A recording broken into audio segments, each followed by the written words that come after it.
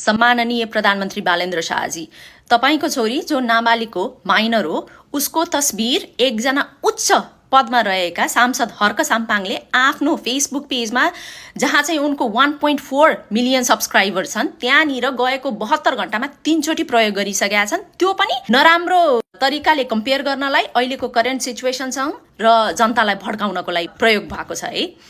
जुन देशमा बच्चाबच्चीको हितमा कानुन बनाएको छ, त्यो देशमा यदि यस्ता खालका मान्छेलाई सही समयमा यिनीहरूलाई पाठ पढाइएन भने हाम्रो देशको कानुन भनेको मजाकको लागि मात्रै हो, हेरेर हाँस्नको लागि मात्र हो भनेर स्पष्ट रूपमा जनाउँछ के। यस्तो सम्माननीय पदमा बसेको मान्छे, सांसद भएको जस्तो मान्छे एउटा बच्चीको तस्बिर प्रयोग गरेर आफ्नो पोलिटिकल एजेन्डालाई अगाडि लिएर आउन खोज्छ। लाज नभएको कतै पनि। धत्तेरीका, दुनियाँलाई कानुन सिकाउँदै हिँड्छ त हर्क साम्पाङ। के भयो आज आफ्नो कानुन?